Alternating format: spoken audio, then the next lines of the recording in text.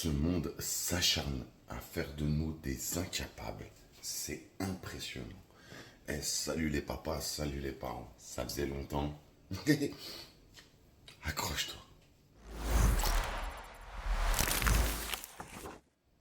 Petite vidéo très courte.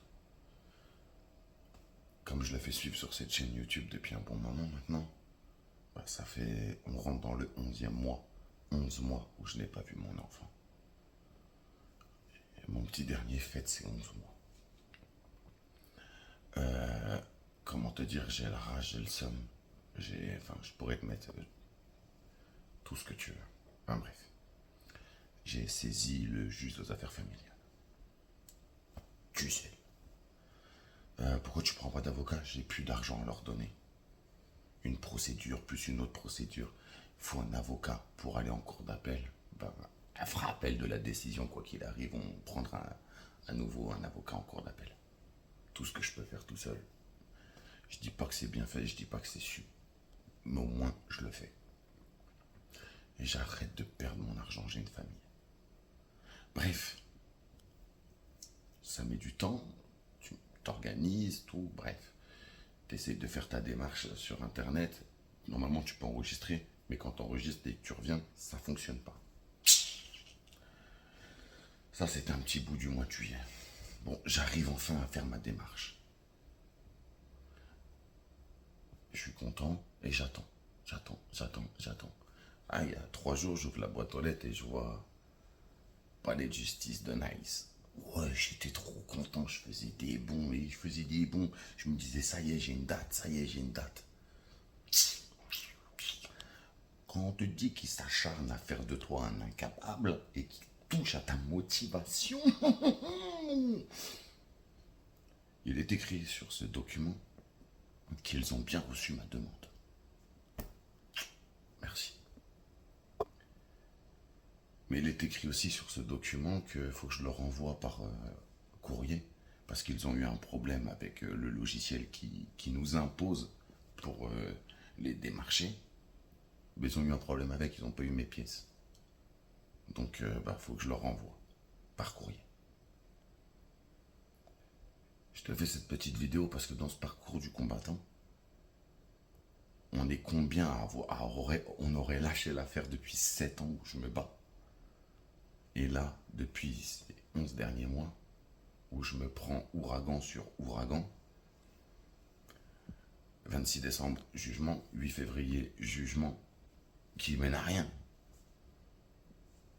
Le dimanche de Pâques, convocation chez nos amis de la police parce qu'elle avait porté plainte et qu'elle avait demandé ce fameux jugement du 26, mais que tu es auditionné après pour le pénal, où elle demandait une mise sous protection.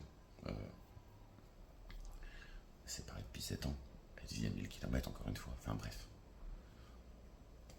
Combien aurait continué? Et là tu te dis, j'ai des droits, je suis son père, il m'appelle papa, il me dit des je t'aime, le bougre.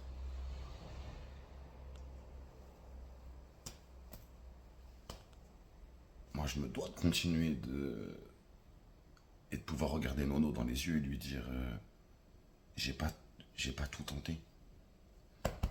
J'ai tout osé.